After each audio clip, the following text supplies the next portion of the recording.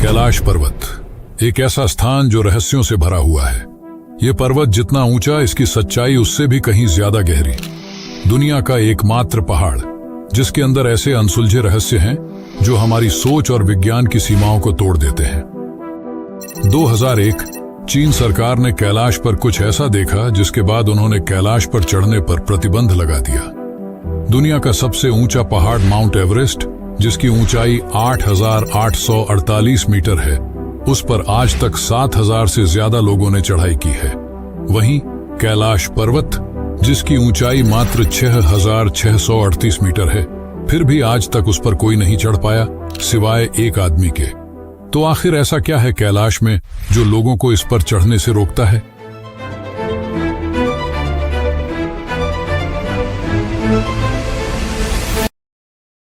और क्यों कैलाश पर जाते ही सारे कंपास, राडार और नेविगेशन सिस्टम काम करना बंद कर देते हैं? माना जाता है कि यहाँ हिम मानव या यति भी रहते हैं, और यह दावा न सिर्फ वहां रहने वाले लोगों ने किया है, बल्कि 2019 में भारतीय सेना ने भी कुछ ऐसे ही दावे किए थे। प्रमाण के तौर पर उन्होंने तस्वीरें भी क्लिक की थीं।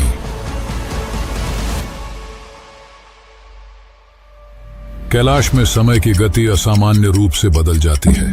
इस पर्वत पर चढ़ने वालों ने बताया है कि उनके नाखून और बाल सामान्य रूप से कहीं ज्यादा तेजी से बढ़ते हैं और उनका चेहरा भी बूढ़ों की तरह लगने लगता है, मानो 2 दिनों में 2 साल का सफर तय कर लिया हो। आज तक बहुत से लोगों ने कैलाश पर चढ़ने की कोशिश की, लेकिन कोई भी उसकी चोटी तक नहीं पहुंच पाया, और जिसने पहुंचने की कोशिश की वह मारा गया।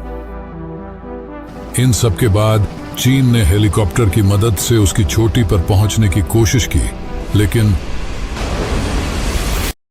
तो आइए जानते हैं कैलाश पर्वत के उन रहस्यों को जिनके बारे में आपने कभी सोचा तक नहीं होगा। तो कृपया इस वीडियो को अंत तक देखें, क्योंकि जो आप देखने जा रहे हैं वह आपकी सोच से भी परे है।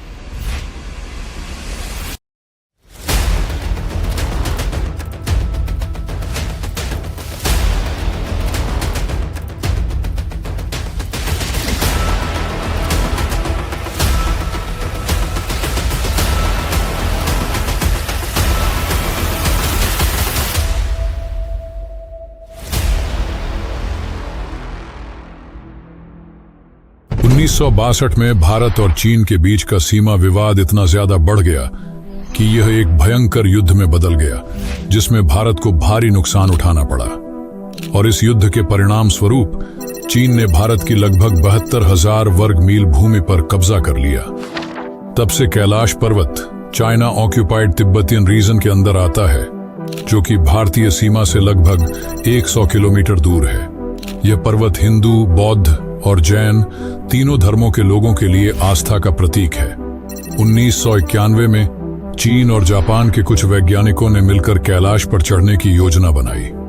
बहुत दिनों तक रिसर्च करने के बाद एक दिन साफ मौसम देखकर उन्होंने ऊपर चढ़ना शुरू किया। कुछ दूर ऊपर चढ़ने के बाद एक भयानक एवलांच ने उनका रास्ता रोक दिया। फिर बर्फबारी होने लगी और मौसम अचानक ही बदलने लगा, जिसके कारण उनके 19 वैज्ञानिकों की चढ़ाई के दौरान ही मौत हो गई। इसके बाद और भी कई ऐसे हादसे हुए जहां लोगों ने कैलाश पर चढ़ने की कोशिश की और मारे गए, और जो जिंदा बचकर आ भी जाते थे वे कुछ बता नहीं पाते थे, और 2 सालों के अंदर ही उनकी मौत हो जाती थी। चीन को भरोसा था कि कैलाश पर्वत पर कुछ तो रहस्य है। इन हादसों के बावजूद भी चीन ने हार नहीं मानी और अब वे हेलीकॉप्टर लेकर कैलाश पर चढ़ने लगे। जब वे थोड़ी ऊंचाई पर पहुंचे तो जो नजारा देखा वह काफी खूबसूरत था, लेकिन फिर अचानक मौसम खराब होने लगा।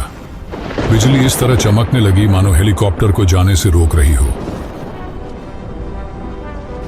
ऑक्सीजन सिलेंडर होने के बावजूद उन्हें सांस लेने में तकलीफ होने लगी, पर उन्होंने हार नहीं मानी और ऊपर की ओर बढ़ने लगे। पर कुछ ही देर बाद हेलीकॉप्टर के नेविगेशन, कंपास और राडार सिस्टम ने भी काम करना बंद कर दिया। धीरे धीरे हेलीकॉप्टर के सारे पार्ट्स बंद हो रहे थे। हेलीकॉप्टर क्रैश होने की कगार पर था, जिसके बाद उनकी हिम्मत टूट गई और वे वापस लौट आए। चीन के कैलाश पर चढ़ने में असफल होने के बाद 2 रूसी, 1 ब्रिटिश और 1 अमेरिकी पर्वतारोही ने कैलाश पर चढ़ने की परमिशन ली।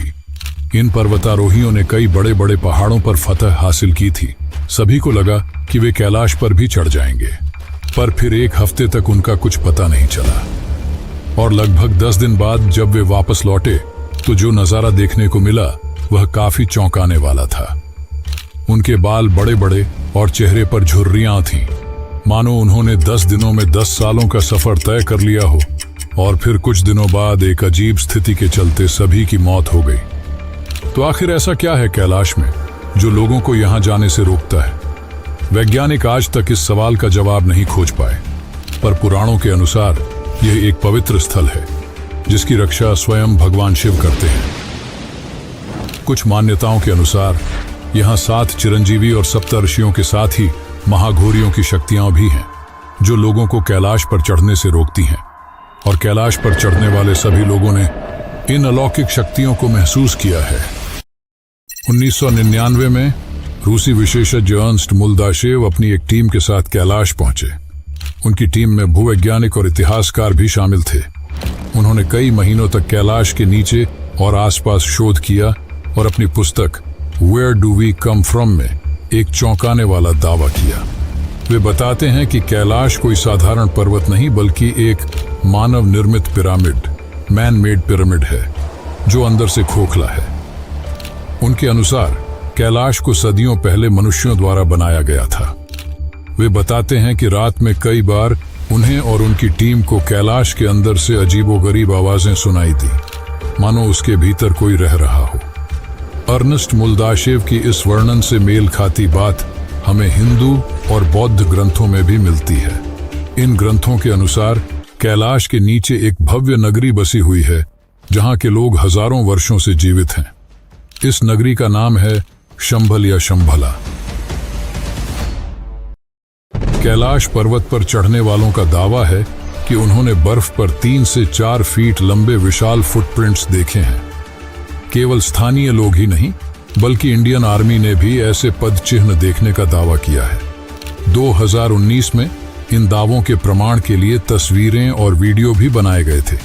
ये पद चिन्ह किसी और के नहीं बल्कि यति के माने जाते हैं, जिसे हिम मानव भी कहा जाता है। देखने वालों के अनुसार यति आधा भालू और आधा बंदर जैसा दिखता है और इसकी ऊंचाई 12 से 14 फीट होती है। यहाँ के स्थानीय लोगों ने भी इसे कई बार देखने का उल्लेख किया है और इसे देखना अशुभ माना जाता है।